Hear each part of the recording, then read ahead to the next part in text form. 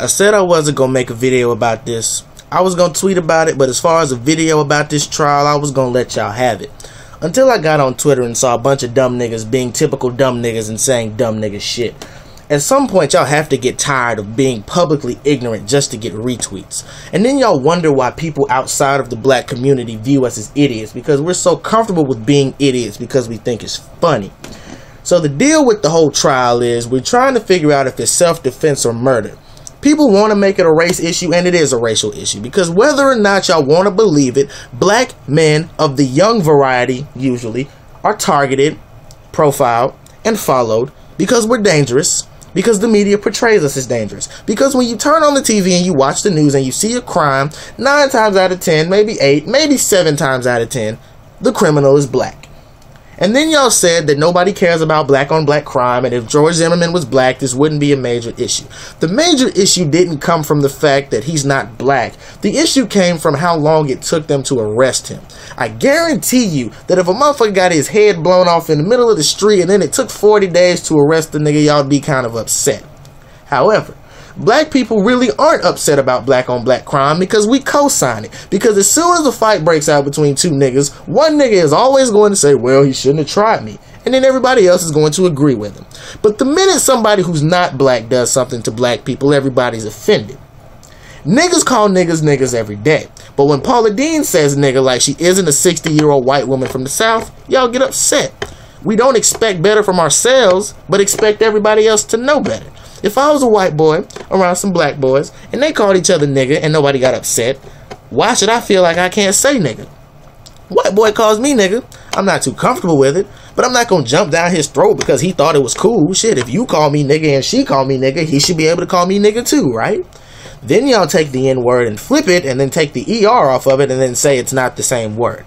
I know we made it into a term of endearment and it's cool that we can flip it.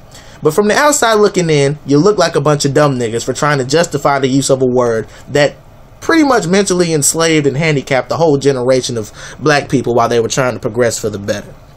So another thing about this trial is everybody said that they wanted George Zimmerman to take the stand.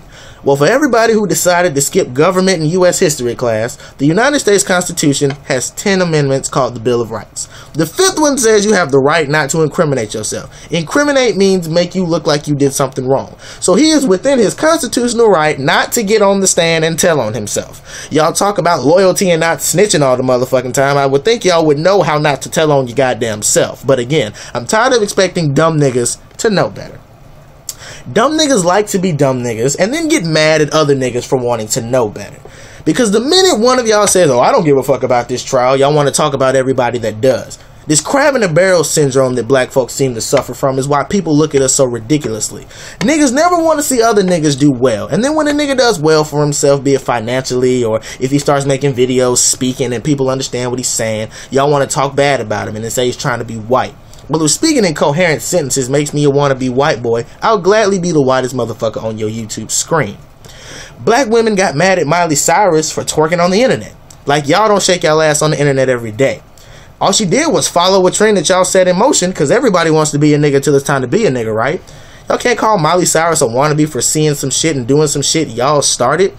Why isn't Miss Twerk some stereotype? Y'all idolize her. It's twerk team all day when she's shaking her ass or when y'all shaking y'all ass because y'all bored. But the minute white folks do some nigga shit, all of a sudden y'all upset. They see y'all do it. They want to do it. Whether y'all believe it or not, we're probably the most imitated group of people on the planet. And rather than use that to our advantage, we get mad at the motherfuckers who do it. If we don't want motherfuckers to copy the shit we do, why the fuck do we do it? Why is it okay for us to be ignorant niggas, be loud, and then talk about all that ignorant shit in rap music, and then the minute a white boy tweets that lyric, he's being racist?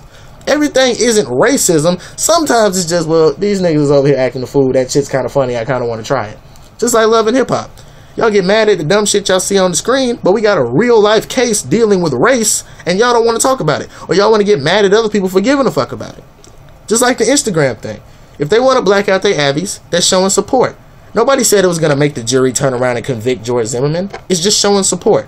Y'all wear pink to show breast cancer support, but nobody said that wearing pink is going to prevent you from getting breast cancer. But leave it to niggas to not pay attention to something and then have an opinion on whatever they didn't pay attention to. At the end of the day, y'all have to understand that race is always going to be an issue in America. But the difference between black people and everybody else is most people who have racial issues don't give another group ammo to talk about them. Niggas will go out and do nigga shit and then be confused at why they get treated like niggas. At the end of the day, you reap what you sow, and a lot of y'all are planning a whole bunch of bullshit. But y'all don't hear me though.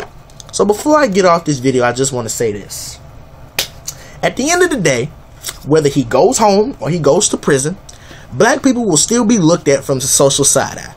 Whether or not you want to choose to give people the negative vision we've been giving is on you.